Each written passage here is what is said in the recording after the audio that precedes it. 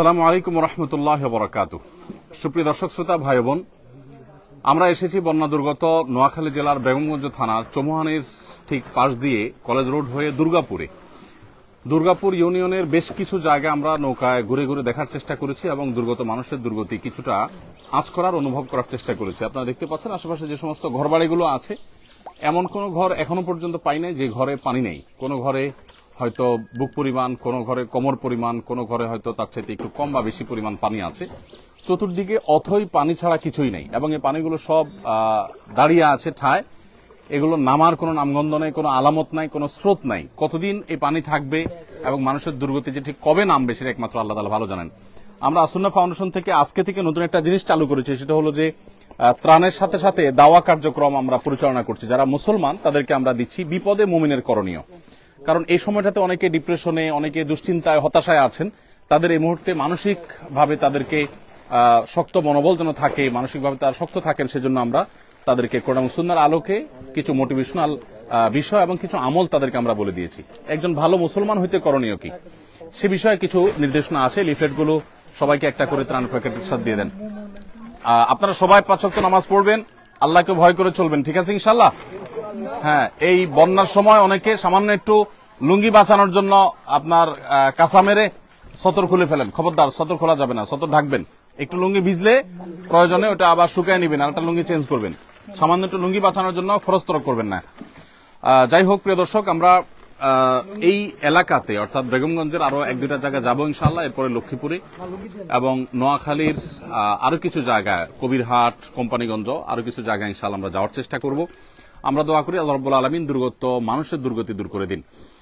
আপনারা জানেন যে ফেনীর যে পানি, সে পানিটা কোনো কোনো এলাকায় একটু কমলেও নোয়াখালী এবং লক্ষ্মীপুর এলাকার বিপুল অঞ্চল প্লাবিত হয়ে গেছে। এত পানি এলাকাতে আমি জানি না এর আগে দেখছি কিনা। বাবাজি, আমি একটু জানতে চাই, চাচা, এই এলাকাতে এইরকম পানি আপনি শেষ কবে দেখছেন? দেখি যুবক,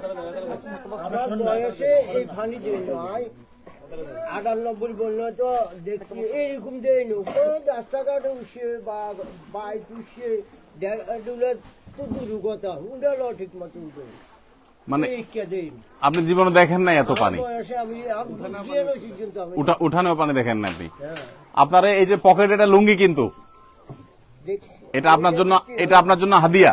আলহামদুলিল্লাহ। অতএব ওই যে কাঁচা মেরে সতর খুলে না রান খোলা রাখে, এটা করা যাবে না। এটা লুঙ্গি বাঁচানোর জন্য, ঠিক আছে না? এই লুঙ্গি আপনি পরবেন ইনশাআল্লাহ, আর ভালো পানি খাবেন।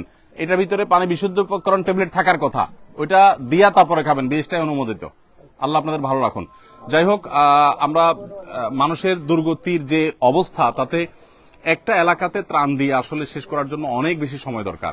গতকালকের একটা ঘটনা আপনাদেরকে আমরা জানিয়ে রাখতে চাই, সেটা হলো যে বেগমগঞ্জ থানার শরীফপুর ইউনিয়নের একেবারে দুর্গম এলাকায় আমাদের 200 পরিবারের জন্য আমাদের টিম ত্রাণ সামগ্রী নিয়ে গেছে। তারা বিকাল থেকে বোট চালিয়ে, অর্থাৎ নৌকা চালিয়ে, তারা রাত 12টায় নাগাদ সেখানে তারা পৌঁছে ত্রাণ কার্যক্রম পরিচালনা করেছে। এরপরে তারা আস্তে আস্তে রাত 3টা, 3:30 বাজছে তাদের গন্তব্যে।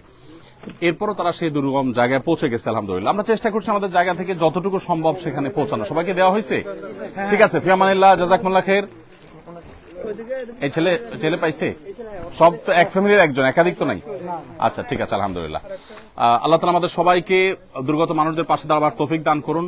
আমরা প্রত্যেকে যার যার জায়গা থেকে সবাই চেষ্টা করব। নোয়াখালী, লক্ষ্মীপুরের বিপুল অঞ্চল অথই পানিতে এখন নিমজ্জিত এবং এই এলাকাতে এমন এমন জায়গায় পানি উঠেছে, আমি আমার শৈশবে লক্ষ্মীপুরে যেসব জায়গায় পানি দেখি না, এখন সেসব জায়গায় পানি শুধু দেখছি তা না, এমন এমন পর্যায়ে পানি পৌঁছে গেছে যে আসলে এখান থেকে মানুষ সার্ভাইভ করা অত্যন্ত কঠিন একটি কাজ।